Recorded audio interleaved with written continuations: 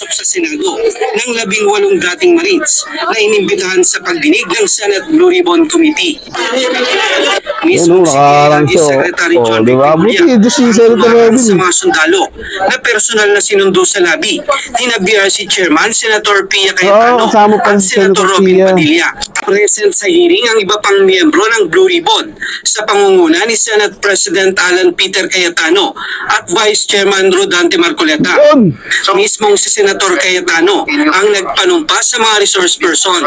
Hindi kasi pumasok ang sekretariat at mga staff ng BRC.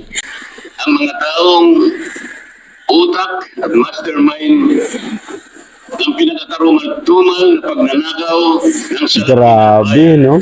Tarumay-dumal! Yun po ang kasama naming 11. Nang 11 sa amin kahapon. Hindi nag-11 sa amin kahapon. Wala mang isa sa kanila ang naglakas ng loob na magsabi, mga kasama, ituloy na natin ang pagdilig na ito. Naghihintay ang sambayang Pilipino. Hindi ba tayo nahihiya? Pera po nila ito. Ipaliwanag natin sino kumuha, saan napunta, ano nang mangyayari ngayon. President po na si Marcos din po. May picture din po sila ng family din po. Then yung room po, may mga, yung telepono po kasi may mga pangalan po ng mga anak niya. At saka So nakapasok pala kayo? Yes po. Ay, bali po, Your Honor, si Mark po, tsaka si Boss Mark, si Mark Tiksay, tsaka yung contact doon sa bahay ni Senator Erwin, sila po yung nag-uusap niyan. Tapos pagdating po doon sa bahay, ibababa po namin yung mga maleta, tapos ihatid doon sa loob.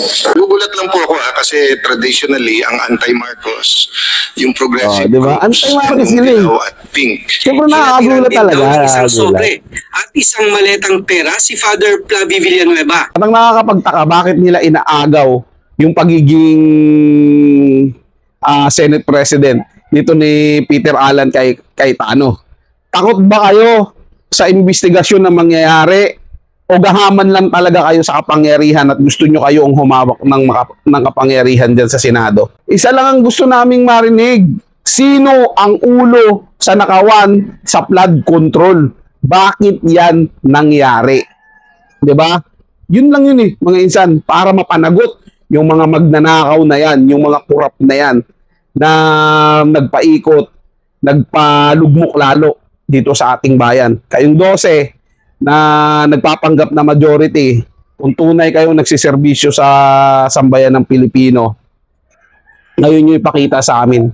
Imbestigahan nyo lalo yung flood control issue na yan.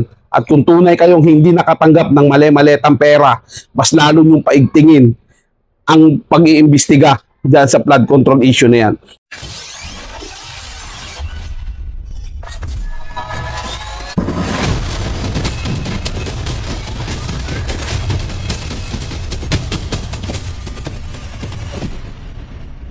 So yun mga insan, magandang araw sa ating lahat. Reaction Insan, muling nagbabalik at eto, excited ako mga insan dahil matagal ko talagang inantay ito. Ito yung pag-usapan natin about dun sa 18 Marines na tumistigo dyan sa BRC, no?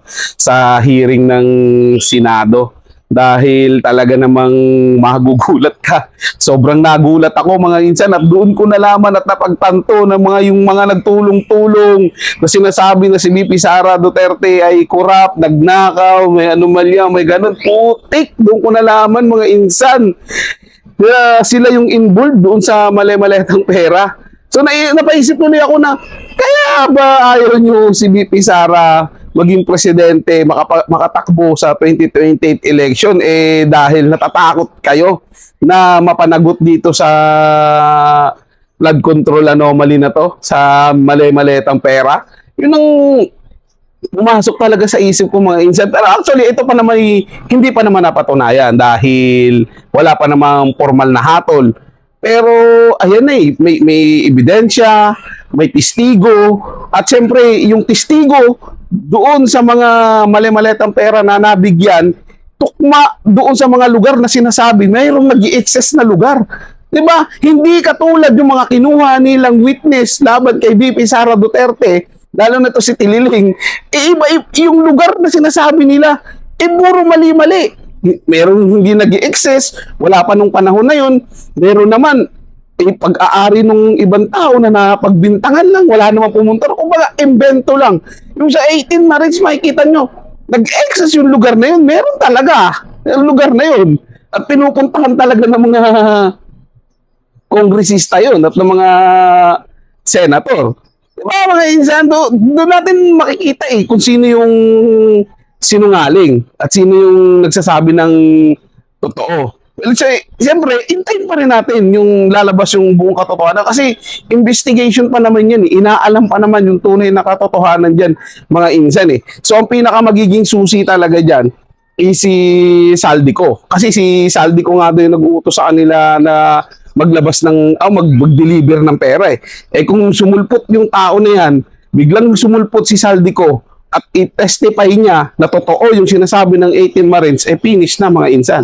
Dahil mismong tao yung nagbigay ng pera, yun na yung lumutang Kung maaalala nyo mga insan, di ba sinabi nga dati ni VP Sara Duterte, 2 tao lang ang kumokontrol ng budget ng Pilipinas. Si Saldico at si Romualdez. Malinaw yun mga insan Walang naniwala doon at talagang tinira ng tinira si VP Sara Duterte doon sa sinabi niya. Hindi walang naniwala as in wala talaga. Marami ang naniwala doon.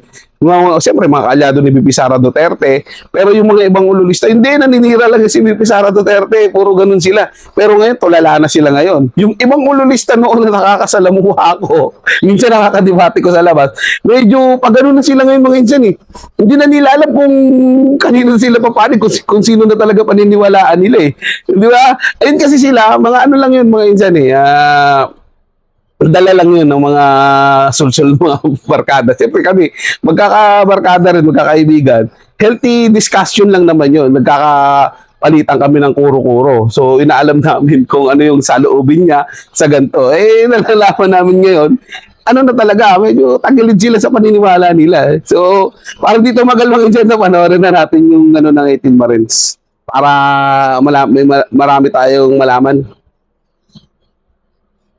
Hindi napigilan ng umunoy bagong mayorya ng Senado ang tinaguriang Gatchalian-led majority block ang pagsasagawa ng hearing ng Senate Blue Ribbon Committee ng grupo ni Senate President Alan Peter Cayetano. Pipigilan ba nila yung Senate President si Gatchalian? Pero bago po maisagawa ang pagdidinig ay nagkaroon po muna ng komosyon at nagkaroon po ng tulakan. Hinarang sila Harangin ni DILG Secretary Julie Remulla, yung pong ilang senador at yung pong 18 dating Marines na naimbitahan sa naturang hearing. At sa kabila nito, idinitalye naman ng mga dating sundalo ang paghahatid umano ng male-maletang pera sa ilang mga personalidad. Kabilang ang ilang mga mambabatas at ilang mga cabinet members. Kunin natin ang live report ni Mark Gabriel. Mark. Alex, naging tensyonado at maaksyon yung sitwasyon kanina dito sa Senado bago nga yung pagsisimula ng investigasyon nitong Blue Ribbon Committee. Sa kabila kasi nung mga tangkang pagpigil dyan sa pamagitan nung pagkansila dun sa schedule ng hearing at paglalabas ng abiso patungkol sa work from home arrangement ng mga empleyado na tuloy pa rin yung pagdinig dito sa work Senado. from home. Pero yung mga senador, hindi pwede. Kasi hindi ka sa kanila Yung pagpasok mga isyo, grabe talaga ito si Remulla. Talagang nakaharang sa gitna ng pagpasok sa Senado ng 18 dating Marines na inimbitahan sa pagdinig ng Senate Blue Ribbon Committee. Mismo nakaharang si siya. Secretary John Diba? Remulla Buti, si Senator Robin. sa mga sundalo na personal na sinundo sa labi ni BRC Chairman Senator Pia Cayetano kasama pa at si Senator Senator Robin Pia. Padilla.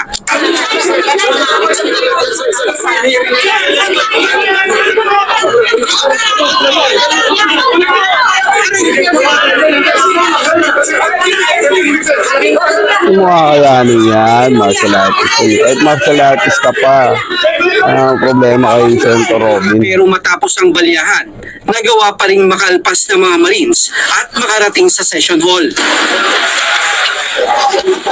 Present sa hearing ang iba pang miyembro ng Blue Ribbon sa pangunguna ni Senate President Alan Peter Cayetano at Vice Chairman Rodante Marcoleta. Yun! Mismong si Senator Cayetano ang nagpanumpa sa mga resource person.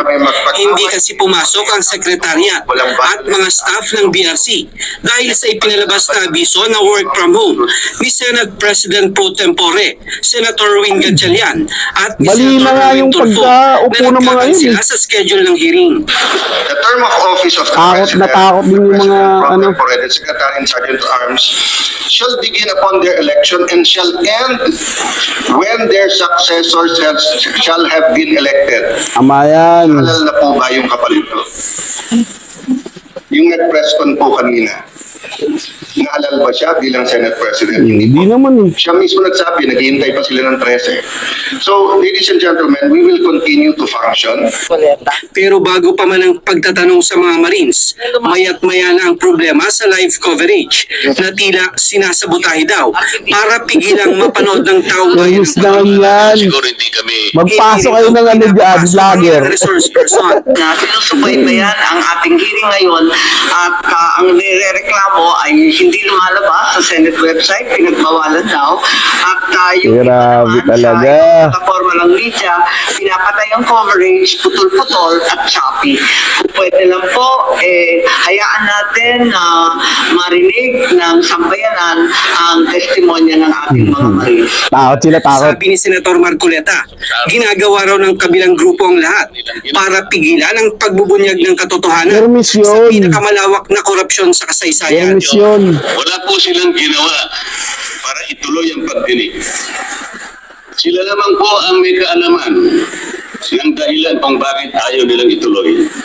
Ayaw nilang ituloy, gusto pa nilang pagtakpan ang mga taong utak at mastermind ang pinakakarumal-dumal na pagnanakaw ng salapi ng Grabe, bayan no? Arumay bumal. publika. Yung pong kasama naming 11 na ng 11 sa amin kahapon, Nag-audio sa akin dapat. wala mang isa sa kanila ang naglakas ng loob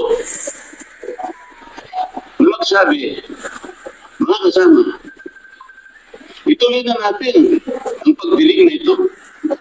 Naghihintay ang sambayang Pilipino. Hindi ba tayo nahihiya? Pera po nila ito. Ipaliwanag natin sino kumuha, saan napunta, ano nang mangyayari ngayon. Iba ang sasabihin niya sa inyo, babalik ka rin kayo ng mga ano, ng mga yun. Yung madadagdag sa kanila. Inusisa ng mga senador ang mga dating sundalo na umano'y nag-deliver ng mali-mali Yan na. sa bahay ni dating House Speaker Martin Romualdez sa McKinley Street mula September 2022 Bahay na yan. hanggang December 2022. Kwento nila, umaabot daw sa 20 maleta kada araw at 3 beses kada isang linggo ang deliveries. Hindi po bababa sa 20 maleta po, Your Honor, ang Bawat nai-deliver. delivery. Yes po, Your Honor. So bawat delivery, 20 maleta, maliit, medium, at saka yung large. Halo-halo na, ganun ba? Opo, Your Honor. 3 beses sa isang linggo. Ilang maleta yun? Minsan po, sir, umabot po ng 60 to 70, Your Honor. Mabuti ka ba, marunong ko sa arithmetic eh. Yung mga kasama namin dito, yung majority hindi nila alam kung ano bilang eh. Alam nila 12. Ang alam nila 12. 24 kami. Sabi nilang majority, 12. Ikinuwento rin nila ang delivery sa umano'y bahay ni Pangulong Ferdinand Marcos Jr. Ay! sa Paway, Ilocos Norte. Nakayita rin ma'am, natabi po ng lake. Yung lugar po. Tabi ng lake o tabi ng dagat? Kasi gabi po, either dagat or lake yun ma'am. Basta tabing tubig. Yes po. Baybayin. Yes po. Tapos saan kayo? Doon ma'am sa sa letter U na bahay ma'am, kasi nakikita ko po yung mga picture nung ni dating president po na si Marcos din po. May picture din po sila ng family din po. Then Then yung room po may yung telepono po kasi may mga pangalan po ng mga anak niya at saka So nakapasok pala kayo? Yes po. I see. Nakita ba ninyo yung kamag-anak nila o pamilya ng Nila namin. official? Yung Marcos time na K. dumating po kami, Kaya talaga Amy, oh. sila lang po. Amy Nauna talaga, po IT pala. si Kong Sandro, then next po si President, din si First Lady po yung dumating, nag-dinner po sila ni Kong Saldi. Aray! Kayo. Yes po. Kinamugahan na po kami bumalik po ng Maynila po. Kailan kayo nagpa-picture? Nakita ko may mga retrato pa kayo eh. Your Honor, natandaan ko 2022 pero di ko matandaan yung... Pero that was the same visit nung nagatid kayo ng mga Yes po, maleta. yes, Your Honor. Inutusan din daw ang mga sundalo na mag-deliver ng mga maleta ng pera sa opisina ni Senator Vicente Soto sa Kaya naman 5 pala large eh. maleta daw na naglalaman ng tig-40 hanggang 70 milyong piso ang i-deliver nila kasama ang staff ni Saldico na sina Mark Tiksay at Paul Estrada. Naghati din daw sila ng pera kay Senator Erwin Tulfo, noong congressman pa ito, sa bahay niya sa Green Hills sa San Juan. Yan naman pala Una eh. silang nag-deliver ng 2 maleta at sunod ang 6 na magkakaibang size ng maleta. Bali po, nakapag-deliver po ako doon kay Senator Erwin Tulfo ng 2 beses. Ako po. Yung una Kaya po, pala 2 sabi ni malita, tapos yung Senator pangalawa po, Erwin, huwag nang pakialaman ng flood control. Hayaan na DPWH. Okay, and then medium, yung medium po, medium ata yung 20 to 25, no? Tama ba? malit po. Yung small po, Okay, tapos yung medium, nasa 40 to 50. okay, so ang dineliver mo is from 60 to 70. Okay. Tapos yung pangalawang beses po, Your Honor, 6 na malita na po. 6 na gano'ng kalaki? Halo-halo po. Halo-halo na. Opo, So, Your Honor. Your Honor. even assuming small lahat, kung 6 sa 25, at least 150. No, at least. Saan ang first at saan yung second delivery? Dito sa may bahay niya po, Your Honor, dito sa Green Hills. Green Hills. Paano nyo alam na Grabe bahay naman niya yun. yun? Tinanong ko po si Mark Tiksay. Sabi ko, Boss Mark, kaninong bahay po ba yun?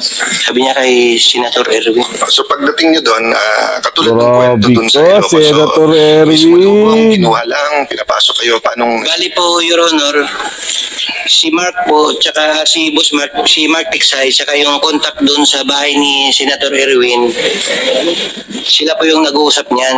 Tapos pagdating po doon sa bahay, ibababa po namin yung mga maleta, tapos ihatid doon sa loob. Binanggit din sa affidavit ng 18 Marines na kabilang sa mga nabigyan ng maleta ang mga miyembro ng Makabayan Black. Ayun din ang mga kongresista na miyembro noon ng Quadcom. Third lang, Eto muna, Insel, patuloy na natin ha. Naalala ko yan eh. Yung Makabayan Black na yan, sila Castro, Rosa, Saul Manuel, sila pa yung nagsisigaw noon nung halalan. Huwag nang makano, Marcos, kinakantahan pa na, Marcos, wag na, ganun pa nga eh. Di ba? Tapos ngayon, malaman natin dito sa 18 Marines, nakatanggap kayo ng pera galing dyan sa flood control. Na mayroon kayong mali-maletang pera, kung hindi man mali-malete o bag-bag na pera. Diba? Kayo yung nagkukumahog. Isa kayo sa mga nagkukumahog na papanagutin di umano si BP Sara Duterte dahil naglustay ng pondo ng bayan. Ano tong ginawa nyo?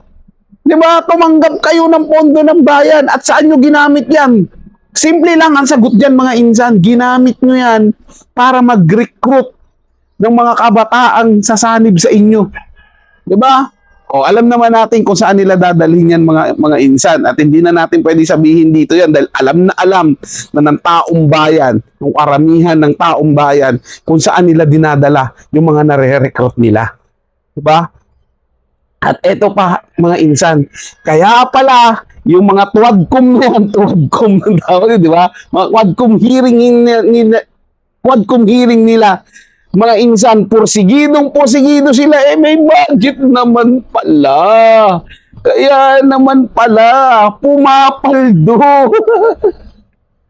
Ang dami talaga nating malalaman, mga insan. Kaya pala, porsigido silang pigilan ang 18 Marines, porsigido silang i-impeach si BP Sara Duterte kasi sobrang takot sila na kapag meron na namang Duterteng uupo sa pagiging Pangulo, panigurado tanggal yung pagiging korap nila at paniguradong mapapanagot sila mga insan sa kabalbalang ginawa nila dito sa ating bayan. Grabe ang pahirap nyo sa mamayan. Bayad kami ng bayad sa aming mga tax, mga buwis. Kayo naman, nakaw ng nakaw. Ang tindi nyo rin, ha? Dalo natin tama, insan. Nagulat lang ako sa mga pangalan na to. Letter J, Franz Castro.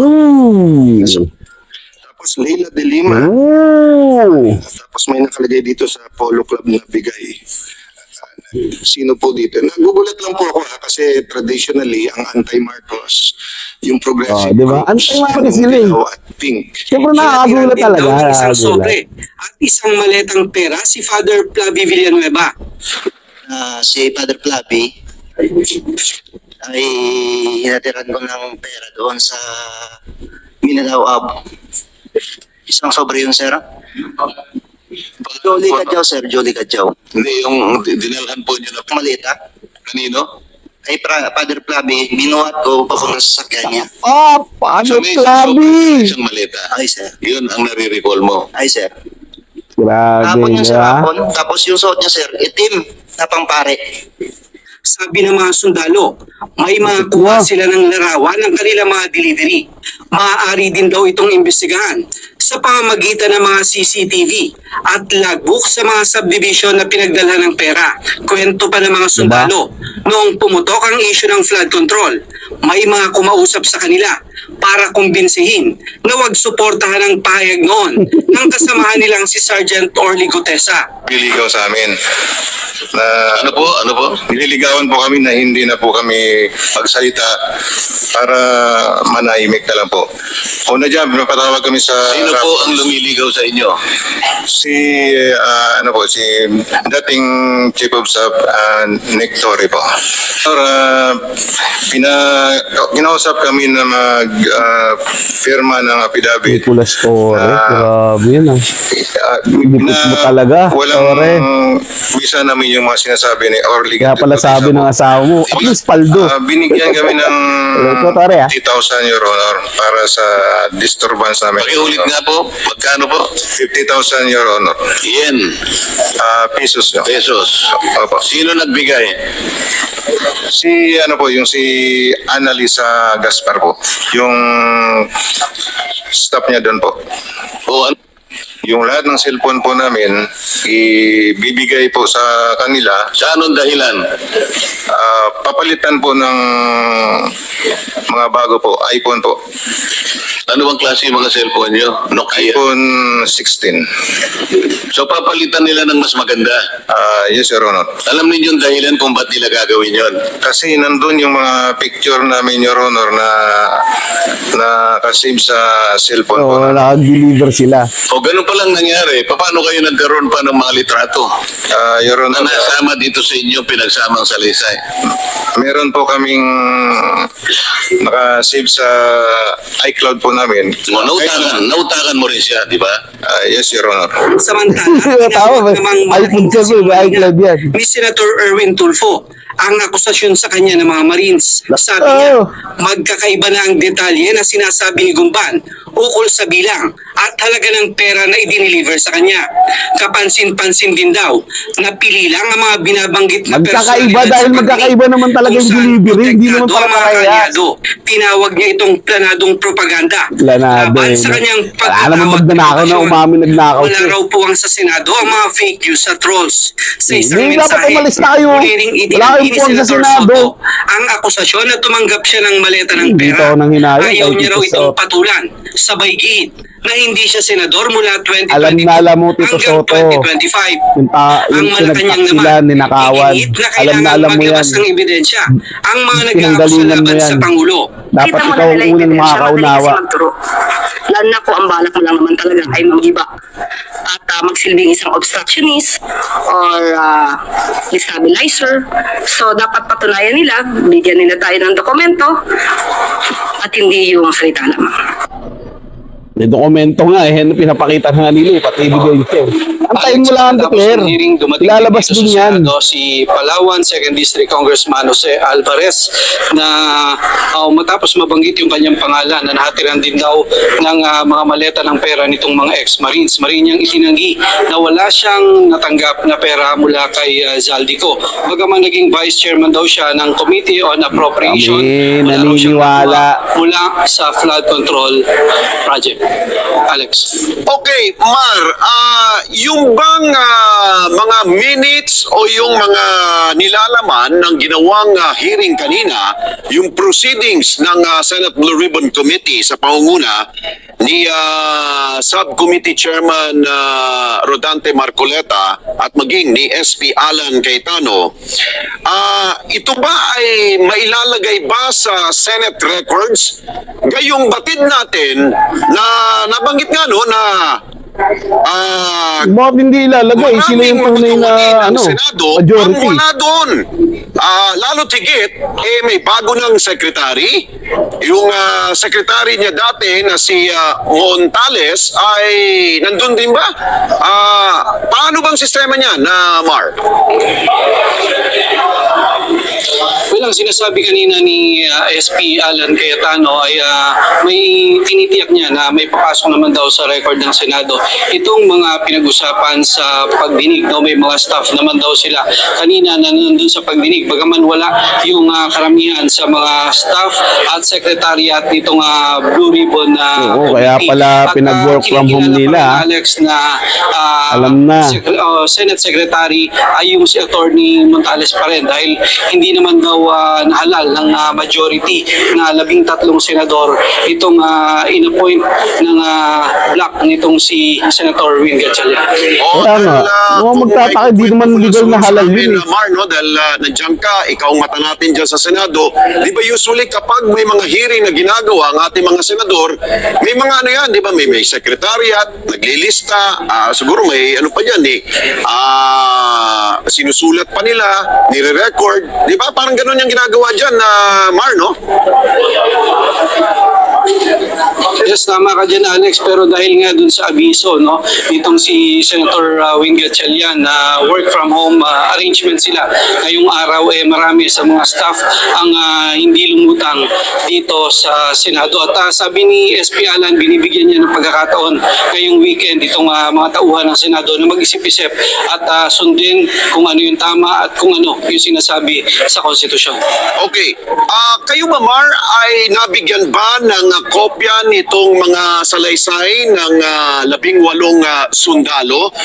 Dahil nga, may mga paratang sa gumawa ng hearing kanina na tila pili lamang umano ang binabanggit at tinatalakay sa hearing at hindi daw lahat ng nilalaman ng kanilang mga pahayag ang pinag-usapan doon. Anong tugon dyan ng mga senador na present dyan kanina, Mar? Well, Alex, kasama nung imbitasyon itong Blue Ribbon Hindi kasi pabor sa kanila, kaya sabi nila pili. Pero kung pag sila sa kanila yan, hindi okay, tama lang yun. Itong 18 Marines. Matik na yan, Sa mga pagkakalam insan. natin, Alex, yan ay joint statement. Kaya nga wag magpa-11 sa 11. Sinasabi kanina ng abogado nila.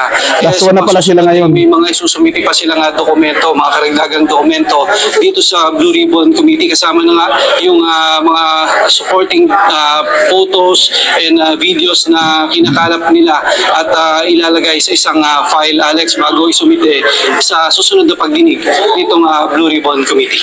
Dahil meron kasing mga paratang na tila selected lamang yung mga paratang meron sa nilalaman ng sino ang salaysay nitong 18 sundalo. Parang hindi lahat ang nababanggit at hindi tinatanong. Yan ba ay matatanong sa mga susunod pang hearing na gagawin ng Senate Blue Ribbon Committee, Mar? Well, yan nga yung sinasabi ni SP Alan, Alex, no? Iniimbita niya naman daw lahat ng senador na dumalo sa pagdinig ngayong araw para yung mga nagtatanong daw at may mga duda dito sa testimonya ng 18 Marines ay may pagkakataon sila na usasain at tanungin itong mga resource person, no? Para alamin kung ano yung katotohanan at kung sila ba ay nagsisinungaling. Alex. Dahil ito, babanggitin ko lang kapiranggot yung paratang. Meron kasi daw mga nakalagay doon sa sinumpang salaysay nito mga sundalo na merong ilang mga kasamahan ni SP Alan ang nakatanggap rin umano ng mali-maletang pera. Bakit daw hindi nabanggit natalakay yun dun sa So, si yun yung Loren mga Ligarda.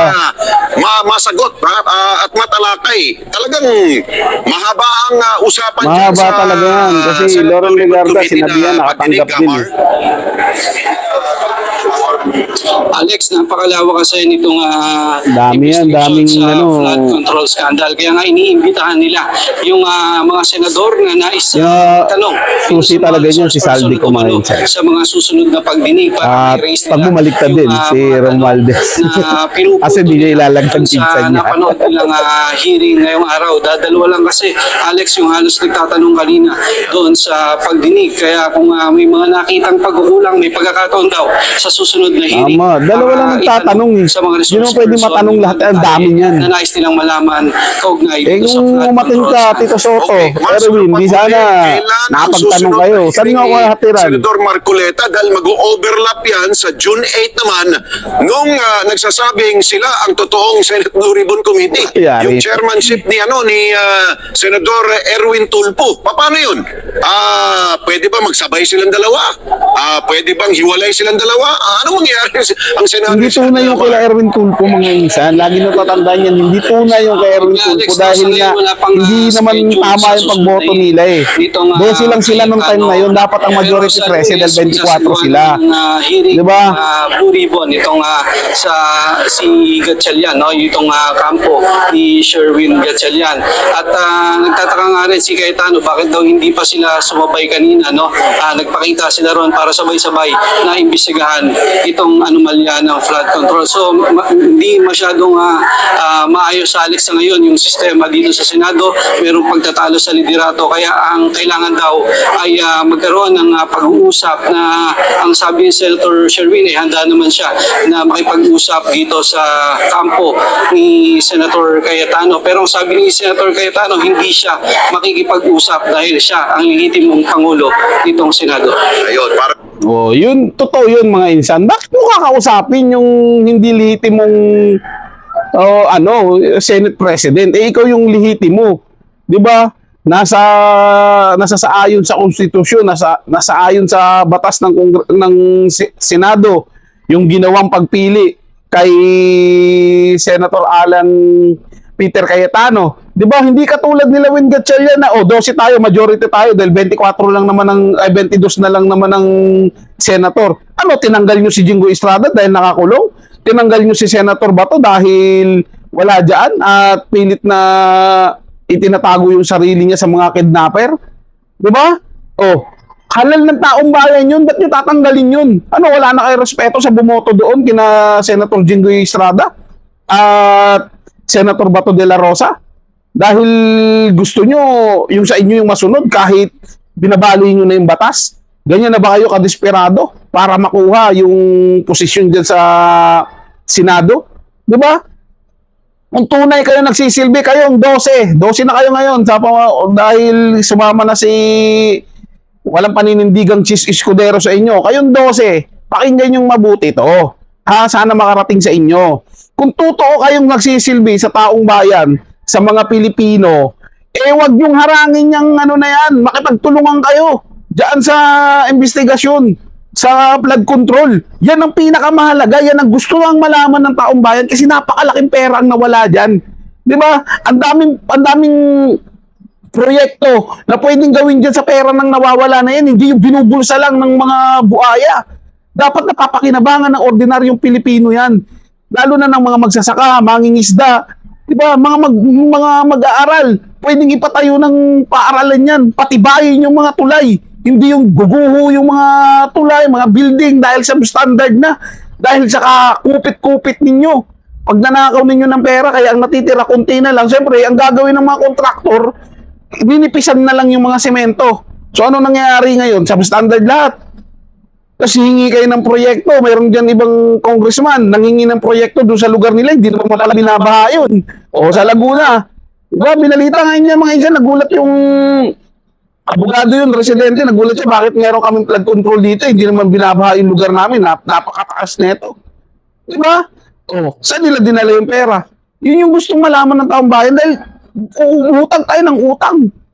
Wala naman tayo nakikita magandang proyekto dito sa Pilipinas. Merong pinagpatuloy hanggang ngayon, di pa nga natutuloy. Ang daming mga proyekto. Yung sinasabing housing. Oh, asa na yun? Wala, di ba? Yung gold reserve natin na binenta, saan dinala? Diba? Yun lang naman gusto malaman ng taong bayan sa totoo lang mga insan. Yung flood control na yan, dahil trilyon ang nawawala dyan eh. Trilyong pondo ang nawawala dyan sa flood control na yan. Yun ang gustong malaman ng taong bayan. Saan nila dinala yan? Diba? Sino ang nakinabang dyan? Kasi kung tutusin mga insan, lahat ng mga programa ng gobyerno, mangyayari yan eh. Matutupad yan. Yung magandang airport, tulay, yung subway natin, umaarangkada na sana ngayon yan kung hindi ninakaw yung pondo, kung hindi ginamit yan sa flood control. Baka wala na rin tayong pagbaha dito kung talagang ginamit sa flood control yung pera na yan at hindi binulsa lang. Diba? Makikinabang, tapos ang gagawin nila, magpa-party-party, mag-aarkila ng babae, magbabayad, 300k something yung, ano pa lang yun ha, tawag nitong, tip pa lang daw yun. Bibili ng mamahaling sasakyan, gamit, magmamamasyal sa ibang bansa, bibili ng mamahaling bag, relo, alahas, sasakyan. Doon nila din dinadala eh. Doon mo makikita sa kanila na pagpasok sa kongreso, maglulupa pa, paglabas, milyonaryo na eh. Diba? Yun ang hirap mga insan. Kung alin pa yung mabigat na dapat talakayin, yun pa yung iniiwasan nila. At yung mga simpleng bagay lang, pinalalaki nila. At ang nakakapagtaka, bakit nila inaagaw yung pagiging Senate President nito ni Peter Alan Cayetano? Takot ba kayo sa investigasyon na mangyayari? O gahaman lang talaga kayo sa kapangyarihan at gusto nyo kayong humawak ng kapangyarihan dyan sa Senado? Alin man sa dalawa, mga insan, ano sa tingin nyo? Kasi para sa akin, ang ginagawa ng 12 na to ay pagpigil talaga para malaman ng sambayan ng Pilipino ang katotohanan dyan sa flood control eh. At pagdanakaw na rin din sa pwesto. Di ba? Gusto nila silang masunod. Bubulagin nyo na naman kami sa kasinungalingan ninyo. Bubulagin nyo na naman kami sa paglilihis ninyo sa katotohanan. Isa lang ang gusto naming marinig. Sino ang ulo sa nakawan sa flood control? Bakit yan nangyari? Diba? Yun lang yun eh, mga insan, para mapanagot yung mga magnanakaw na yan, yung mga kurap na yan, na nagpaikot, nagpalugmok lalo dito sa ating bayan. Kayong 12 na nagpapanggap na majority, kung tunay kayong nagsiservisyo sa sambayan ng Pilipino, ngayon nyo ipakita sa amin. Imbestigahan nyo lalo yung flood control issue na yan. At kung tunay kayong hindi nakatanggap ng mali-maletang pera, mas lalo nyong paigtingin ang pag-iimbestiga dyan sa flood control issue na yan. So yun lang mga insan, kung may comment at reaction kayo, i-comment sa ating comment section. At siyempre huwag nyo kalimutan mag-subscribe. Maraming salamat sa inyong panonood. Ingat po kayo palagi. Paalam po.